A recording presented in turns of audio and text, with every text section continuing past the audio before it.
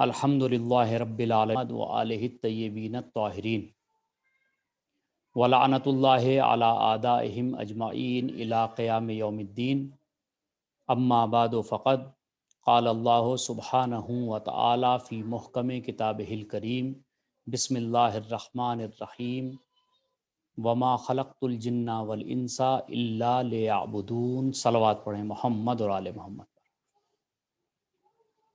عزیزان گرامی قدر، کرونا وائرس جیسی وبا کے چلتے ہوئے مجالس کا طریقہ ضرور بدل گیا ہے، لیکن اہل بیت علیہم الصلوۃ والسلام کے چاہنے والے ہر طرح سے ان کا ذکر کرنے کے لیے تیار ہیں۔ خداوند عالم ہم سب کی توفیقات میں اضافہ فرمائے۔ آج کی مجلس کے لیے جس آیت کو میں نے عنوان سخن قرار دیا ہے وہ قرآن مجید کے 51 نمبر کے سورہ الذاریات کی 56 نمبر کی آیت ہے، جس میں پروردگار عالم انسان کی تخلیق کا مقصد بیان کر رہا ہے۔ انسان کیوں آیا ہے دنیا میں، انسان کس لیے آیا ہے دنیا میں۔ ظاہر سی بات ہے کہ اگر انسان کو یہ پتہ لگ جائے کہ میں دنیا میں کیوں آیا ہوں تو وہ وہی کام کرے کہ جس کے لیے پروردگار نے اسے بھیجا ہے۔ اور ظاہر سی بات ہے کہ جو مخلوق اپنے خالق کے بتائے راستے پہ نہیں چلتی ہے وہ کبھی بھی اپنے خالق کے سامنے کامیاب و کامران نہیں ہو سکتی۔ تو مخلوق کے لیے ضروری ہے کہ وہ پہچانے کہ اسے کس لیے پیدا کیا گیا ہے۔ تو ظاہر سی بات ہے کہ قرآن مجید جو ضابطۂ حیات ہے، خداوند عالم نے جس کتاب کو قانون کی کتاب بنا کے نازل کیا ہے ہمارے لیے، اس میں زندگی کے تمام مسائل موجود ہیں، تو اس کے ذریعے سے ہم اپنے مقصد حیات کو تلاش کر سکتے ہیں۔ آپ دیکھیں کہ ساری کائنات کو پروردگار نے انسان کے لیے بنایا ہے۔ اس کا لطف و کرم دیکھیں، اس پروردگار کی عطا کو محسوس کریں کہ اس نے ساری کائنات کو انسان کے لیے پیدا کیا ہے۔ زمین آپ کیا سمجھتے ہیں کہ کس کے لیے بنائی گئی ہے؟ زمین انسان کے لیے بنائی گئی ہے۔ آپ جو اناج کھاتے ہیں، غلہ استعمال کرتے ہیں، وہ زمین ہی میں پیدا ہوتا ہے۔ اگر خدا یہ زمین نہ دیتا تو پھر وہ غلہ کہاں پیدا ہوتا اور انسانیت کیسے باقی رہتی؟ تو اس کا مطلب یہ ہے کہ یہ زمین اللہ نے انسان کے لیے بنائی ہے۔ یہ آسمان اللہ نے انسان کے لیے بنایا ہے۔ آسمان سے پانی آتا ہے، بارش آتی ہے، اور اس پانی سے وہ کھیتی مضبوط ہوتی ہے اور بڑی ہوتی ہے اور اس لائق ہوتی ہے کہ وہ انسان کی زندگی میں مددگار ثابت ہوتی ہے۔ تو اس کا مطلب یہ ہے زمین اللہ نے انسان کے لیے بنائی، آسمان انسان کے لیے بنایا ہے، ستارے انسان کے لیے بنائے ہیں، چاند و سورج یہ انسان کے لیے بنائے ہیں، یہ ہوائیں، یہ خلائیں، یہ فضائیں، یہ تمام نعمتیں اللہ نے انسان کے لیے پیدا کی ہیں۔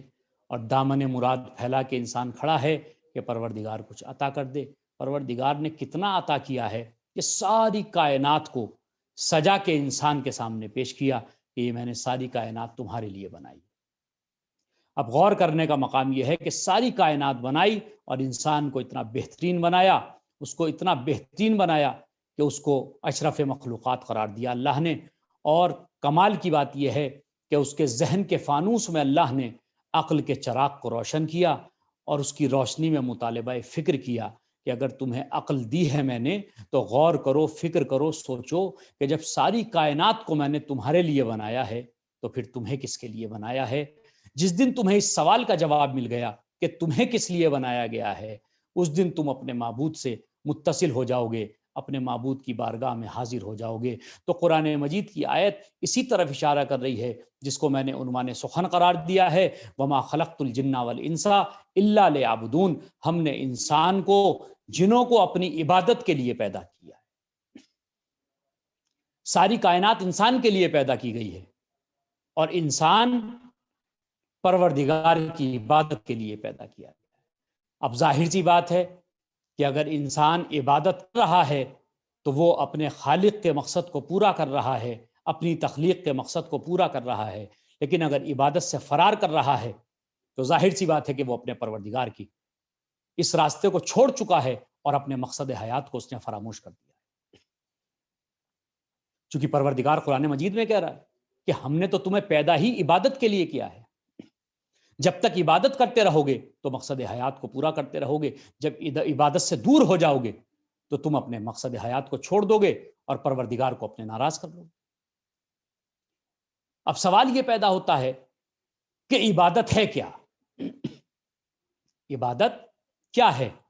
اگر انسان عبادت کے مفہوم کو سمجھ جائے، محسوس کرے کہ عبادت کیا چیز ہے، تو ظاہر سی بات ہے کہ اس دنیا میں امن ہوگا، چین ہوگا، سکون ہوگا۔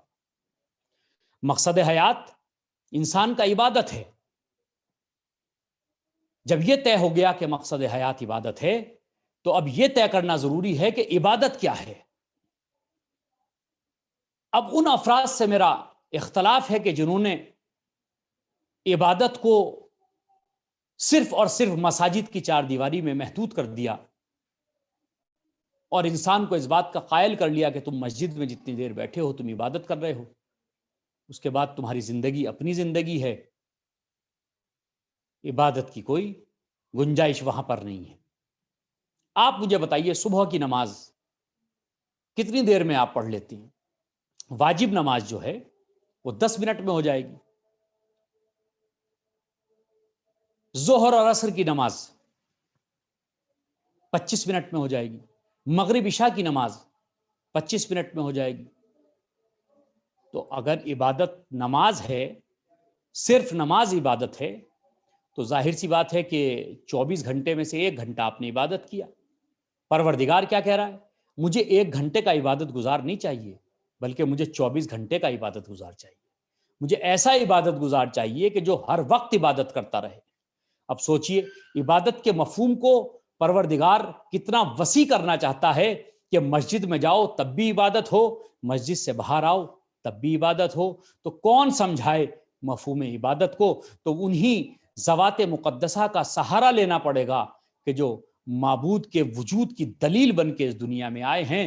تو مولائے فصاحت میرے مولا امیر کائنات علی ابن ابی طالب علیہ الصلوۃ والسلام کی زندگی کے بہت سے واقعات آپ کو مل جائیں گے کہ جنہوں نے عبادت کے مفہوم کو وسیع کر دیا،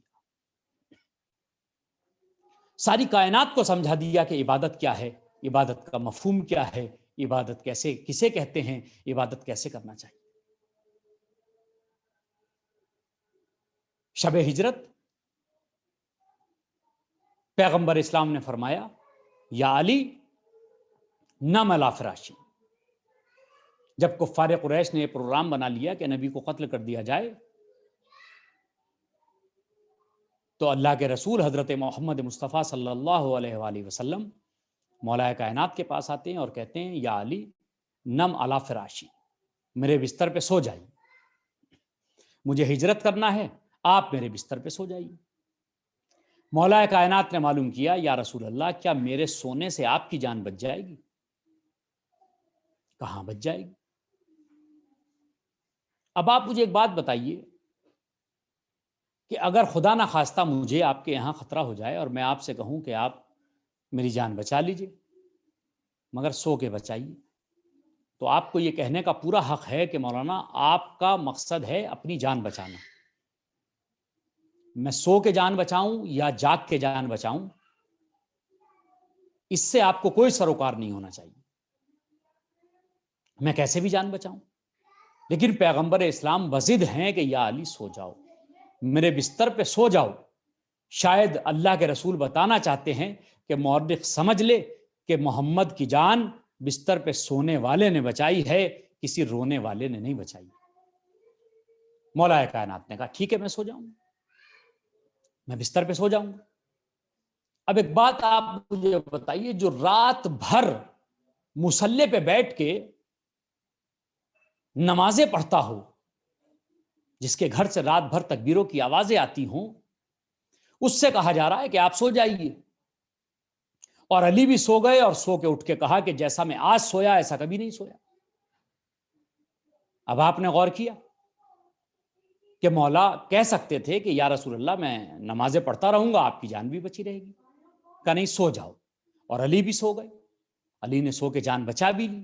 اب سوچئے رات بھر مسلح پہ رہنے والے میرے مولا اس رات سو رہے ہیں۔ میں نے کہا یا علی رات بھر مسلح پہ رہیے، سو کیوں رہے ہیں؟ مولا جواب دیں گے یاد رکھو اپنی مرضی سے سر جھکانے کا نام عبادت نہیں ہے، جس سے اللہ اور اس کا رسول راضی ہو جائے اس عمل کا نام عبادت ہے۔ مولا کائنات نے عبادت کے مفہوم کو بہت وسیع کر دیا کہ عبادت صرف اور صرف سر جھکانے کا نام نہیں ہے، بلکہ ہر وہ فعل کہ جس سے تمہارا خدا راضی ہو جائے، اللہ کا رسول راضی ہو جائے، وہ عبادت ہے۔ رسول نے آواز دے کے کہا یا علی سو جاؤ، علی نے سو کے بتایا کہ کل جس کے حکم سے نماز پڑھ رہا تھا آج اسی کے حکم سے سو کے عبادت کر رہا ہوں، یعنی اس کی اطاعت کا نام عبادت ہے۔ مفہوم عبادت کو کتنا بلند کر دیا۔ اگر عبادت کے مفہوم کو انسان سمجھ جاتا تو معاشرے میں چین و سکون آ جاتا۔ آپ سوچئے کہ آپ نے 1 گھنٹہ نماز پڑھ لی، آپ کی صبح سے لے کے رات تک کی ساری واجب نمازیں مکمل ہو گئیں، تو آپ نے کیا سوچا؟ آپ نے عبادت کر لی؟ نہیں، 1 گھنٹے کا عبادت گزار خدا کو نہیں چاہیے ہے، خدا کو 24 گھنٹے کا عبادت گزار چاہیے۔ اب 24 گھنٹے کا عبادت گزار کیسے بنے گا؟ جب ہر عمل وہ انجام دیا جائے کہ جس سے پروردگار راضی ہو جائے، تو اس کی زندگی عبادتوں میں شمار کی جاتی ہے۔ آپ نے نماز صبح سے فارغ ہونے کے بعد اب حلال روزی کے لیے آپ چلے۔ اب جب آپ نے حلال روزی کے لیے گھر سے قدم نکالا، پروردگار ہر قدم پہ آپ کو نیکیاں عطا کرتا ہے، چونکہ آپ حلال روزی کے لیے نکل رہے ہیں۔ اس کے بعد دوپہر کا وقت آیا، دوپہر کا وقت آنے کے بعد آپ نے پھر اس کے بعد اپنی عبادت کو انجام دیا، اور عبادت کو انجام دینے کے بعد آپ نے پھر حلال روزی میں اپنی زندگی کو مصروف کر لیا۔ پروردگار نے آپ کے اس زمانے کو بھی عبادت میں شمار کیا، اس لیے کہ اپنے اہل و عیال کے لیے، اپنی فیملی کے لیے بہترین روزی کا، حلال روزی کا انتظام کرنا یہ ایک بہت بڑی عبادت ہے۔ یعنی انسان نیک عمل کرتا چلا جائے، پوری زندگی کو عبادت بناتا چلا جائے۔ عبادت کا مفہوم بہت بلند و بالا ہے۔ کسی کو اچھی بات بتانا عبادت ہے، کسی کے ساتھ نیکی کرنا عبادت ہے، کسی کی مدد کرنا عبادت ہے۔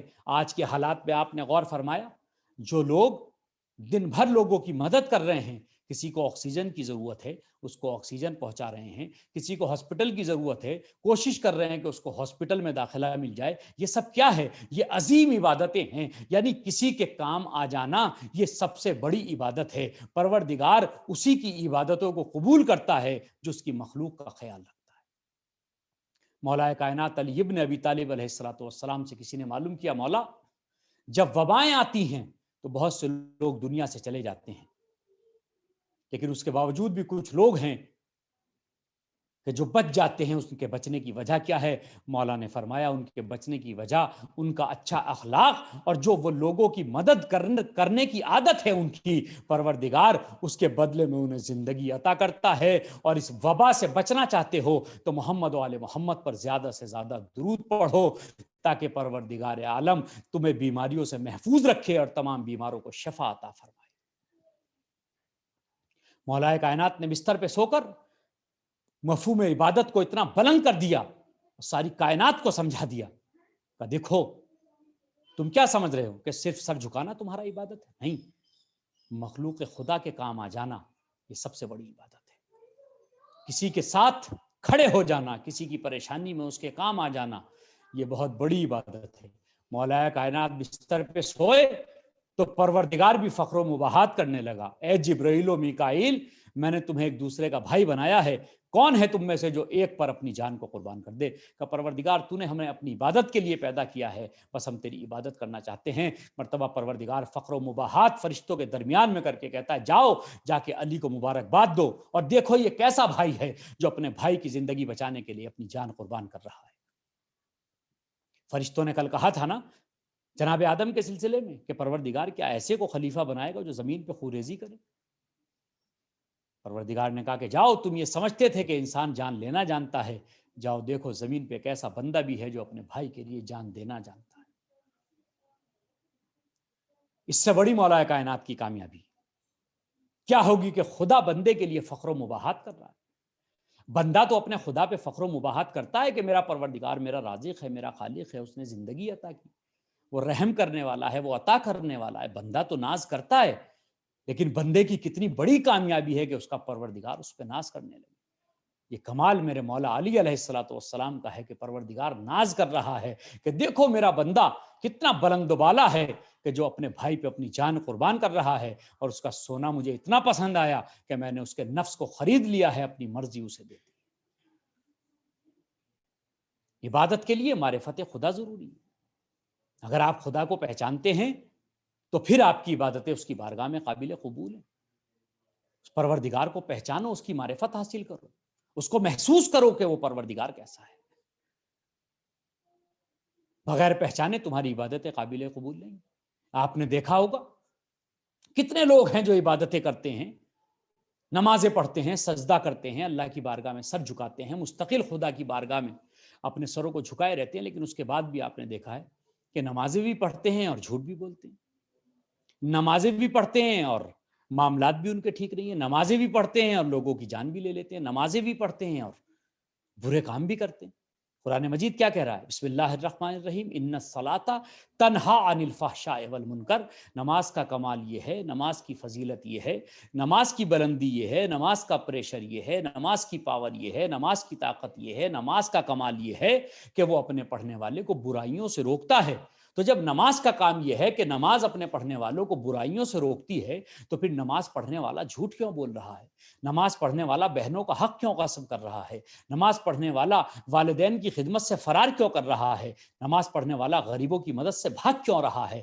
تو آواز قدرت آئے گی کہ یہ سر جھکا جھکا کے عادتوں کو انجام دے رہے ہیں، عبادتوں کو انجام نہیں دے رہے ہیں. پروردگار کو تمہاری عادت پسند نہیں ہے، تمہاری عبادت پسند ہے.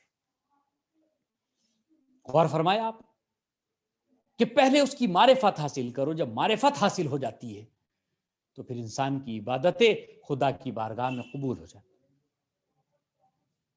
جاتی ہیں خدا کی بارگاہ میں. ثعلب یمانی نے پوچھا تھا، یا علی جس کی آپ عبادت کرتے ہیں آپ نے اسے دیکھا ہے؟ مولا نے فرمایا کہ میں اس کی عبادت ہی نہیں کرتا ہوں جسے میں نے دیکھا نہ ہو، لیکن بے حقائق الایمان، میں نے ایمان کی حقیقتوں سے اسے محسوس کیا، حقیقتوں سے، ایمان کی حقیقتوں سے اسے محسوس کیا ہے. اب یاد رکھیں آپ کہ جب ایمان مضبوط ہوتا ہے، یقین محکم ہوتا ہے، تو انسان خدا کو پہچان لیتا ہے اور خدا کی معرفت حاصل کرتا ہے، اسے محسوس کرتا ہے. غور نہیں کیا آپ نے کون ہے جو تمہاری زندگی کو چلا رہا ہے؟ کون ہے ان بگڑے ہوئے حالات میں تمہیں رزق عطا کر رہا ہے، تمہاری حفاظت کر رہا ہے؟ کبھی غور کیا خدا کے بارے میں؟ کبھی غور کرو اور محسوس کرو کہ کون ہے وہ ذات جو ہماری زندگی کو چلا رہی ہے. آپ نے غور فرمایا کچھ کام وہ ہیں کہ جو ہم اپنی مرضی سے کرتے ہیں، اور کچھ کام وہ ہیں جو خود بخود ہماری زندگی میں ہوتے رہتے ہیں. ہم اپنی زندگی کو صحیح رکھنے کے لیے اچھی غذا استعمال کرتے ہیں، اچھا کھانا کھاتے ہیں، اچھے فروٹس لیتے ہیں، اچھا پانی پیتے ہیں، بہترین بستر پہ سوتے ہیں، اچھی جگہ دیکھتے ہیں رہنے کے لیے جہاں لوکیلٹی اچھی ہو، ہماری زندگی بہترین بسر ہو. یہ ہمارے اختیار کی باتیں ہیں، لیکن سوچو جب ہم سو جاتے ہیں تو ہماری سانسوں کو کون چلا رہا ہے؟ ہمارے دلوں کو کون دھڑکا رہا ہے؟ ہماری زندگی کو کون باقی رکھے ہوئے ہے کہ ہم سو رہے ہیں اور سونے کے بعد ہمیں زندہ صحیح و سلامت اٹھا رہا ہے؟ کیا شکر کے لیے یہی کافی نہیں ہے؟ مولا کائنات علی ابن ابی طالب علیہ الصلوۃ والسلام نے ارشاد فرمایا تھا، کیا شکر کے لیے بس یہی کافی نہیں ہے کہ ایک سانس آ رہا ہے یہ ایک نعمت ہے، اور ایک سانس جا رہا ہے دوسری نعمت ہے؟ کون ہے وہ ذات جو ان حالات پہ بھی تمہاری سانسوں کو چلا رہا ہے؟ کون ہے وہ پروردگار؟ کون ہے وہ ذات؟ وہ تمہارا پروردگار ہی تو ہے جو بگڑے ہوئے حالات میں تمہیں رزق دے رہا ہے، تمہاری سانسوں کو چلا رہا ہے، تمہاری زندگی کو بچائے ہوئے ہے.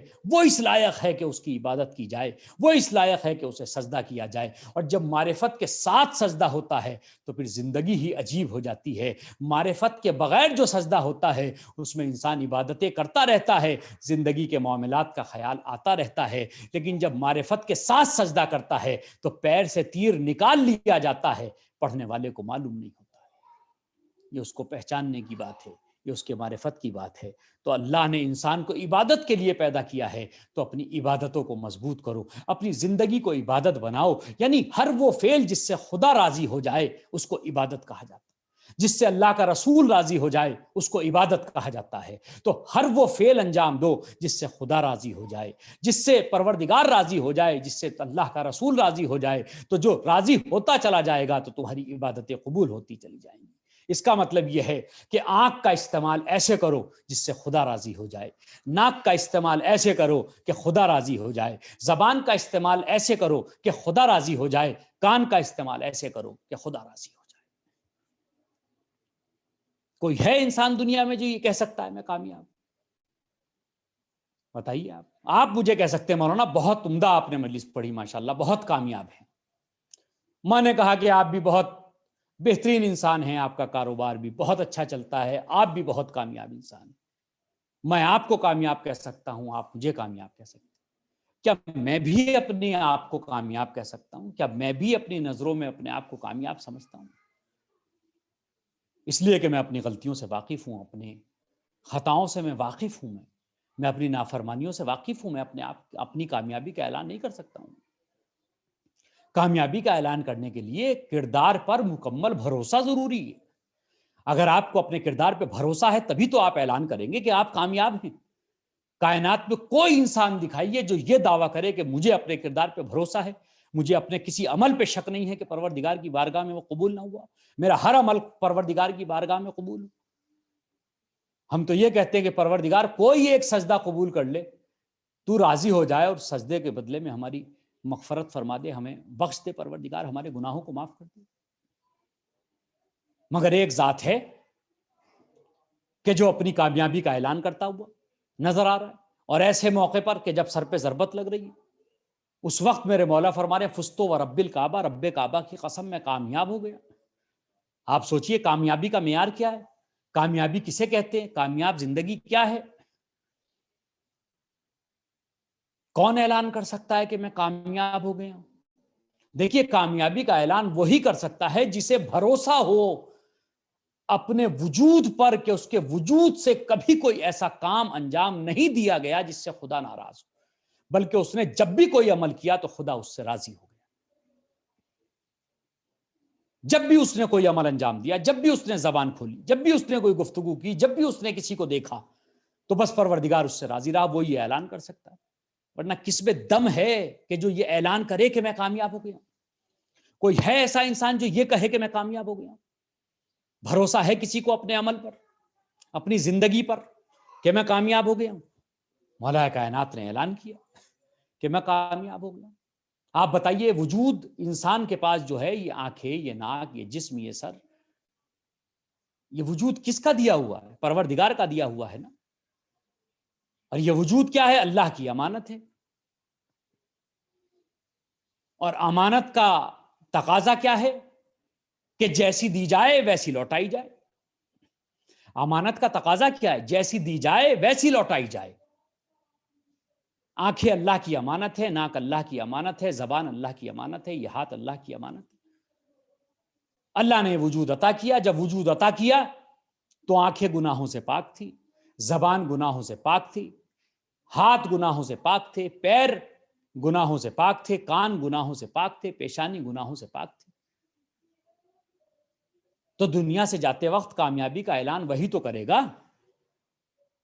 کہ جس کی پیشانی بھی پاک رہی ہو، جس کی آنکھیں بھی پاک رہی ہوں، جس کی زبان بھی پاک رہی ہو، جس کے ہاتھ بھی پاک رہے ہوں، جس کے قدم بھی پاک رہے ہوں۔ مولا کائنات آواز دے کے بتانا چاہتے ہیں فستو و رب الکعبہ، رب کعبہ کی قسم میں کامیاب ہو گیا۔ پروردگار جیسے ہاتھ تو نے دیے تھے میں ویسے لوٹا رہا ہوں، جیسی زبان تو نے عطا کی تھی ویسے لوٹا رہا ہوں، جیسی آنکھیں تو نے دی تھی ویسے لوٹا رہا ہوں، جیسی پیشانی تو نے دی تھی ویسی لوٹا رہا ہوں۔ یہ پیشانی تیرے علاوہ کبھی کسی کے سامنے نہیں جھکی ہے، ان آنکھوں نے تیرے جلوے کے علاوہ کسی کا جلوہ نہیں دیکھا، اس زبان نے تیرے ذکر کے علاوہ کبھی کسی کا ذکر نہیں کیا۔ تو ایسا ہی انسان اعلان کر سکتا ہے یا سریع الرضا اغفر لمن لا یملک الا الدعاء۔ وہی ذات اعلان کر سکتی ہے کہ جس نے اپنی زندگی میں کبھی کوئی نافرمانی نہ کی۔ وہ میرے مولا کی ذات ہے صرف کہ جس کے وجود سے صرف اور صرف وہ عمل انجام دیے گئے جس سے خدا راضی ہے۔ تو ہمیں بھی کوشش کرنا چاہیے کہ ہم اپنی زندگی کو ان کی سیرت کے آئینے میں دیکھتے چلے جائیں اور کوشش کریں کہ ہم وہ عمل انجام دیں جس سے ہمارا خدا راضی ہو جائے۔ جب ہم نے خدا کو اپنا رازق مانا ہے، اسے اپنا خالق مانا ہے، ظاہر سی بات ہے پھر پریشانیاں، مصیبتیں اسی کی بارگاہ میں پیش کی جائیں۔ پروردگار ہماری پریشانیوں کو دور فرما دے، پروردگار ہمیں توفیقات میں اضافہ فرما دے۔ دیکھیے جب معرفت ہو جاتی ہے تو انسان کے گناہوں کو پروردگار معاف کر دیتا ہے۔ جناب موسیٰ علیہ الصلوۃ والسلام کے زمانے کا واقعہ ہے۔ ایک راستے سے گزر رہے تھے تو دیکھا ایک درخت کے نیچے ایک انسان پروردگار کی بارگاہ میں توبہ و استغفار کر رہا، اور اس طرح کا توبہ و استغفار کر رہا ہے کہ اس کے جسم کے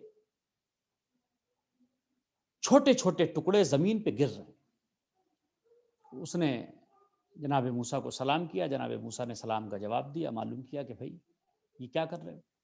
کہا میں پروردگار کی بارگاہ میں توبہ و استغفار کر رہا ہوں، کہا میں بہت گنہگار ہوں، میں بہت توبہ کر رہا ہوں کہ پروردگار مجھے معاف کر دے۔ اللہ کے نبی نے پوچھا کہ آپ کتنے دن سے ہیں یہاں پر؟ کہا میں 35 سال سے پروردگار کی بارگاہ میں استغفار کر رہا ہوں، آپ جب طور پہ جائیں تو مجھے معلوم کر کے بتائیے کیا پروردگار نے میری توبہ کو، استغفار کو قبول کر لیا؟ دیکھیے جب معرفت ہو جاتی ہے تو پھر توبہ قبول ہوتی ہے انسان۔ جناب موسیٰ طور پہ پہنچے، جانے کے بعد معلوم کیا پروردگار ایک تیرا بندہ ملا تھا اور وہ توبہ و استغفار کر رہا ہے 35 سال سے، کیا تو نے ان کی توبہ کو قبول کر لیا؟ جناب موسیٰ کے سوال کے بعد آواز آتی ہے کہ موسیٰ اس سے جا کے کہو کہ اللہ نے تمہاری توبہ کو قبول نہیں کیا۔ آپ نے غور فرمایا جسم کے ٹکڑے کٹ کٹ کے زمین پر گر رہے ہیں، اتنا جسم بوسیدہ ہو گیا، مگر اللہ نے توبہ کو قبول نہیں کیا۔ پروردگار تو رحمان ہے، تو رحیم ہے، تو توبہ کا قبول کرنے والا ہے، تو پھر تو نے توبہ کو قبول کیوں نہیں کیا؟ جناب موسیٰ پہنچے، جانے کے بعد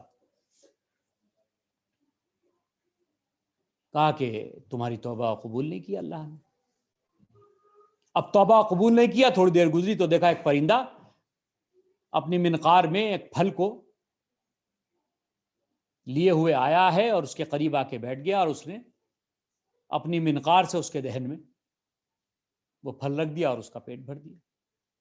غور فرمایا آپ نے خدا کتنا مہربان ہے، اللہ نے توبہ قبول نہیں کی ہے مگر رزق اس کا بند نہیں کیا ہے، رزق مسلسل پہنچ رہا ہے، چاہے پرندے ہی کے ذریعے سے پروردگار پہنچا رہا ہے۔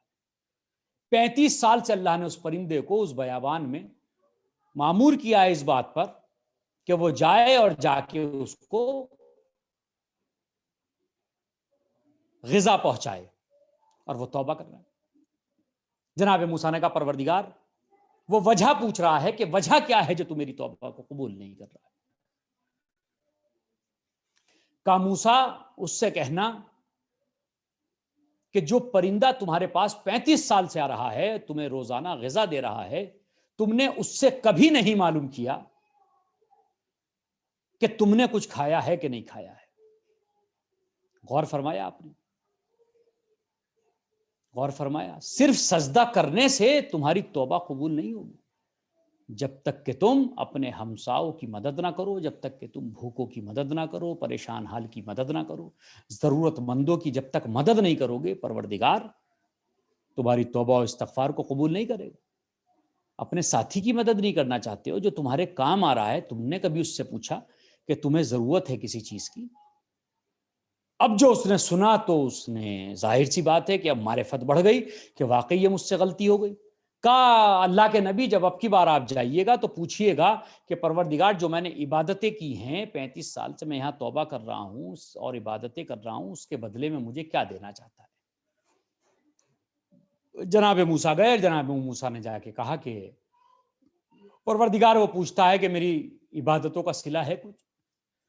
کہا موسیٰ جاؤ اس سے جا کے کہہ دو کہ جو بھی تم دعا مانگو گے اللہ تمہاری ایک دعا کو قبول کر لے گا۔ اب دیکھیے جب معرفت آ جاتی ہے انسان کے پاس تو پھر اس کی زندگی کا معیار بدل جاتا ہے۔ اب ہم ہی سے کوئی کہنے لگے کہ آپ ایک دعا مانگ لیجئے، کوئی بھی انسان ہو، آپ ہی سے کوئی کہنے لگے کہ آپ ایک دعا مانگ لیجئے پروردگار قبول کر لے گا، تو ظاہر سی بات ہے کہ انسان ایک ایسی دعا مانگنا چاہے گا کہ جس سے وہ کامیاب و کامران ہو جائے. لیکن جب معرفت آ جاتی ہے، خدا کو پہچان جاتا ہے انسان، تو پھر وہ ایسی دعا مانگتا ہے کہ جب ایک دعا کے بدلے میں اسے مرضی خدا بھی مل جاتی ہے، مرضی پروردگار بھی مل جاتی ہے، مرضی رسول بھی مل جاتی ہے. جب اس نے سنا کہ پروردگار ایک دعا کو قبول کرے گا، وہ دعا ہے تم مانگ لو، تو وہ یہ بھی کہہ سکتا تھا کہ پروردگار میری مغفرت فرما دے، پروردگار معاف کر دیتا. یہ بھی کہہ سکتا تھا پروردگار میرے گناہوں کو معاف کر دے، پروردگار اس کے گناہوں کو معاف کر دیتا. یہ بھی کہہ سکتا تھا پروردگار مجھے جنت میں ایک مقام عطا کر دے، مجھے معاف کر دے، پروردگار کر دیتا. جناب موسیٰ نے کہا کہ مانگو کوئی دعا. اس نے دعا مانگی کہ پروردگار میری اس دعا کو قبول فرما لے کہ میرے جسم کو اتنا بڑا کر دے کہ جہنم میں میرے علاوہ کوئی مخلوق خدا نہ آ سکے. بس یہ جملہ ادا ہونا تھا. جناب موسیٰ کو آواز آئی کہ موسیٰ جا کے اس سے کہہ دو اللہ نے تمہاری توبہ کو قبول کر لیا ہے، اللہ نے تمہاری توبہ کو قبول کر لیا ہے. غور فرمایا آپ نے، جب معرفت خدا آ جاتی ہے تو پھر انسان اپنی فکر نہیں کرتا ہے بلکہ مخلوق خدا کی فکر کرتا ہے. جتنی مخلوق خدا کی فکر کرتے چلے جاؤ گے، پروردگار تمہاری توبہ کو قبول کرتا جائے گا، تمہاری عبادتوں کو قبول کرتا چلا جائے گا. عزیزو، حالات کیسے بھی ہوں، نہ اپنے پروردگار کی معرفت کو چھوڑنا ہے، نہ اپنے پروردگار سے ہمیں دور جانا ہے. یہ راستہ ہمیں کربلا والوں نے عطا کیا ہے.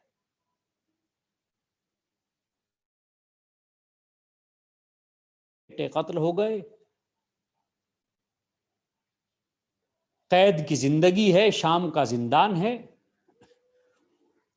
مگر مصلی عبادت بچھا ہوا ہے. شہزادی زینب سلام اللہ علیہا زندان شام میں بیٹھ کے نماز پڑھ رہی ہیں. امام سید سجاد نے پوچھا پھوپھی اماں بیٹھ کے نماز پڑھتے کبھی نہیں دیکھا. کا بیٹا جو کھانا آتا ہے وہ اتنا کم ہوتا ہے کہ میں بچوں کو کھلا دیتی ہوں. عزیز و حالات کیسے بھی ہوں، پروردگار سے اپنے رابطے کو نہیں توڑنا ہے، خدا سے اپنے سلسلے کو منقطع نہیں کرنا ہے. شب جمعہ کی یہ مجلس ہے، نوچندی جمعرات کی مجلس ہے. خداوند عالم مجلس منعقد کرنے والوں کو سلامت رکھے اور ان کی توفیقات میں اضافہ فرمائے، ان کے مرحومین کی مغفرت فرمائے، تمام عالم انسانیت کو کورونا سے محفوظ فرمائے. پروردگار میرے مالک ہماری اس عبادت کو قبول فرما، جو بھی بیمار ہیں انہیں شفاء کاملہ عطا فرما. شب جمعہ عبادتوں کی رات ہے، مخصوص رات ہے. عبداللہ نام کا شخص زندان کے قریب سے گزرا اور اس نے جب چہروں کو دیکھا تو گھر جا کے اپنے کہتا ہے کہ اے مومنہ، تو ہر شب جمعہ حسین کی سلامتی کی نظر دلاتی ہے. میں نے آج ایسے قیدی دیکھے ہیں جن کے چہروں سے شرافت آیا ہے، بھوک اور پیاس سے چہرے کملا گئے ہیں. تیری نظر کھانے کے لیے اس سے بہتر قیدی تجھے نہ ملیں گے. کل شب جمعہ ہے، تو کھانے کو تیار کر اور کھانا زندان میں پہنچا دیں گے. میں نے بڑے عجیب سے قیدی دیکھے. عزیزو، کھانے کو لے کے میاں بیوی چلے اور جب زندان کے قریب آئے تو شوہر نے کہا کہ بڑے غیرت دار معلوم ہوتے ہیں، تم اس کھانے کو لے کے اندر جاؤ. وہ بیوی کھانے کو لے کے پہنچی. جانے کے بعد اس نے وہ کھانا بی بی زینب کے قریب رکھا. بی بی زینب مصلی پہ ہیں. ایک مرتبہ علی کی باوقار بیٹی نے کھانے کو دیکھا، دیکھنے کے بعد اس بیوی کو دیکھا، دیکھنے کے بعد کہا بی بی اگر یہ صدقہ ہے تو لے جا، اس لیے کہ صدقہ ہم پہ حرام ہے، صدقہ ہم پر حرام ہے. اس نے کہا بی بی یہ صدقہ نہیں ہے، تو نذر ہے. جب یہ سنا نذر ہے تو ایک مرتبہ جناب زینب نے پوچھا یہ بی بی کس کی نذر ہے؟ عزیزو، یہ جملہ بہن کے لیے برداشت کرنا بہت مشکل تھا، جو ابھی بھائی کو کربلا میں کھو کے آ رہی ہے. مرتبہ کہتی ہے وہ بی بی کہ بی بی یہ حسین کی سلامتی کی نذر ہے. بس یہ جملہ سننا تھا کہ بی بی سکینہ دوڑ کے پھوپھی اماں کے قریب آئیں، گلے میں ہاتھ ڈال کے کہا پھوپھی اماں میرے بابا کی چاہنے والی کوئی خاتون آ گئی ہے. جب یہ سنا کہ یہ حسین کی سلامتی کی نظر ہے تو بی بی زینب پوچھتی ہیں کہ تم حسین کو کیسے جانتی ہو؟ کہا میں حسین کو کیسے نہ جانوں، یہ زندگی حسین ہی کی تو دی ہوئی ہے، نواسۂ رسول کو میں کیسے بھول سکتی ہوں؟ کہا کیسے جانتی ہو؟ کہا ایک مرتبہ بچپن میں بیمار ہوئی تھی اور مجھے حکیموں نے لا علاج قرار دے دیا تھا، جب مجھے لا علاج قرار دے دیا تھا تو مجھے کسی نے بتایا میرے باپ کو کہ جاؤ مدینے میں چلے جاؤ، اللہ کا رسول رہتا ہے، وہ جس کے لیے دعا کرتا ہے اسے صحت مل جاتی ہے۔ میرا باپ مجھے لے کے مسجد میں پہنچا، تو مرتبہ جیسے ہی کہا کہ یہ بچی بیمار ہے، لا علاج ہے، اس کے لیے دعا کر دیجئے، اللہ کے رسول نے ایک چھوٹے سے بچے کو حسین کہہ کے بلایا۔ چھوٹے سے بچے نے ننھے ننھے ہاتھوں کو اٹھایا کہ پروردگار اس بچی کو صحت عطا فرما۔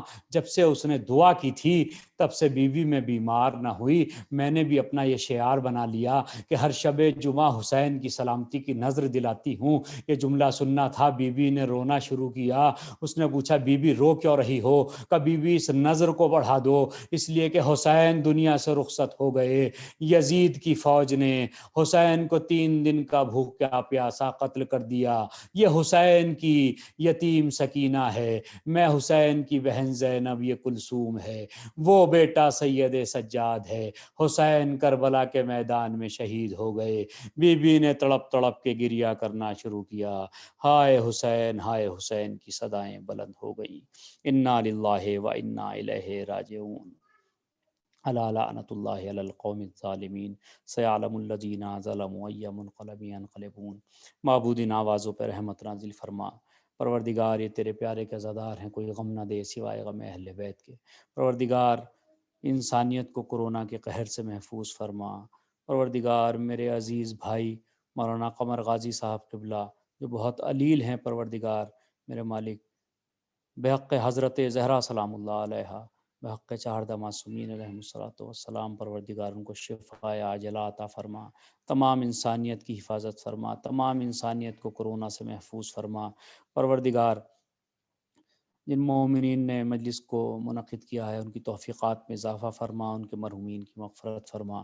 پروردگار ہم سب کی توفیقات میں اضافہ فرما۔ پروردگار ہماری اس مختصر سی عبادت کو قبول فرما۔ پروردگار ہمارے امام کے ظہور میں تعجیل فرما، تعجیل فرما، تعجیل فرما۔